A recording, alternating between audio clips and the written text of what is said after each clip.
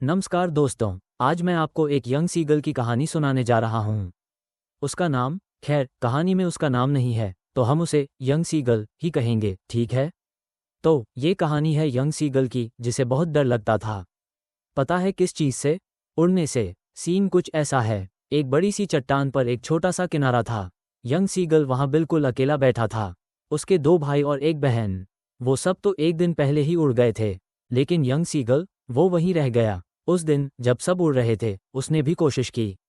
वो थोड़ा आगे की ओर भागा, किनारे के बिल्कुल छोर तक, और जैसे ही अपने पंख फैलाने की कोशिश की, उसे डर लग गया, बहुत ज्यादा। नीचे देखते हुए और विशालता दिखाने के लिए अपने हाथ फैलाते हुए किनारे के नीचे बहुत बड़ा समुद्र था। कितना नीचे? मीलों नीचे। उसे लगा उसके पंख उसे कभी सहारा नहीं दे पाएंगे।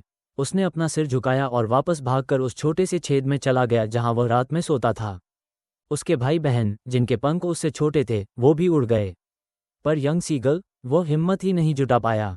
उसके माता पिता आए, उस पर चिल्लाए, उसे डांटा धमकाया कि अगर वह नहीं उड़ा तो उसे भूखा रहना पड़ेगा। पर वो हिल भी नहीं सका। ये सब 24 घंटे पहले हुआ था। तब से कोई उसके पास नहीं आया था। पूरे दिन उसने अपने माता पिता को देखा। वे उसके भाई बहनों को उड़ना सिखा रहे थे, लहरों पर कैसे घूमना है, मछली पकड़ने के लिए कैसे डाइव करना है, सब कुछ सिखा रहे थे। उसने अपने बड़े भाई को पहली बार मछली पकड़ते हुए भी देखा और उसके माता पिता उस पर कितने गर्वित, प्राउड थे। नैरेटर, पूरी सुबह उसका परिवार सामने वाले पठार, प्लाटो पर घूम रहा था और उसे ताना मार रहा था।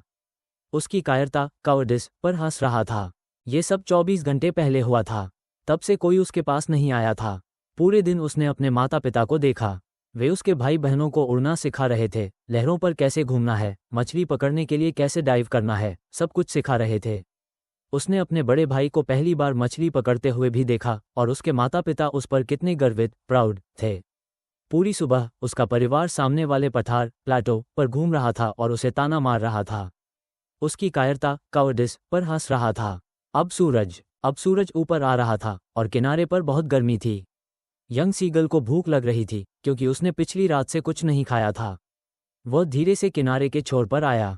एक पैर पर खड़ा होकर दूसरा पैर पंख के नीचे छिपा लिया और एक आंख बंद की, फिर दूसरी भी, और सोने का नाटक करने लगा। पर फिर भी उस पर किसी ने ध्यान नहीं दिया, नोटिस नहीं किया। उसने देखा उसके भाई बहन पठार पर सो रहे हैं और उसके पिता अपने सफ़ेद पंखों को साफ कर रहे हैं। केवल उसकी माँ उसे देख रही थी। उसकी माँ एक ऊंची जगह पर खड़ी थी और उसका सीना आगे की तरफ था। कभी कभी वह एक मछली का टुकड़ा खाती जो उसके पास पड़ा था और फिर अपनी चोंच को चट्टान पर रगड़ती थी। ये देखकर यंग सीगल पागल हो गया। उसे भी ऐसे ही खाना पसंद था। गा गा गा, उसने चिल्ला कर कहा, माँ प्लीज मुझे कुछ खाने को दे दो। गौ कौलाह, उसकी माँ ने वापस चिल्लाया जैसे उस पर हंस रही हो। पर यंग सीगल दुखी होकर चिल्लाता रहा और 1 मिनट बाद ही वह खुशी से चिल्ला उठा। उसकी माँ ने मछली का एक टुकड़ा उठाया और उसकी तरफ उड़ने लगी। यंग सीगल जोश से आगे की तरफ झुका, अपने पैरों से चट्टान पर थपथपाने लगा, उसके पास जाने की कोशिश करने लगा। पर जैसे ही उसकी माँ उसके बिल्कुल सामने आई, वह रुक गई। उसके पंख बिल्कुल स्थिर, मोशनलेस थे। मछली का टुकड़ा उसकी चोंच में था, बिल्कुल यंग सीगल की पहुंच में। यंग सीगल एक पल के लिए हैरान हो गया। सोचने लगा, ये पास क्यों नहीं आ रही? फिर भूख ने उसे बिल्कुल पागल कर दिया। उसने मछली पर झपट्टा मारा। एक जोर की चीख के साथ वह बाहर और नीचे की तरफ गिरने लगा। एक पल के लिए उसे बहुत बड़ा डर महसूस हुआ। उसका दिल थम सा गया। उसे कुछ सुनाई नहीं दिया। पर यह सिर्फ 1 मिनट के लिए था। अगले ही पल उसने महसूस किया कि उसके पंख बाहर की तरफ फैल गए हैं। हवा उसके पेट के नीचे से और पंखों से टकरा रही थी। उसे लगा उसके पंखों के सिरे हवा को काट रहे हैं। वो अब नीचे नहीं गिर रहा था, बल्कि धीरे धीरे ऊपर उठ रहा था।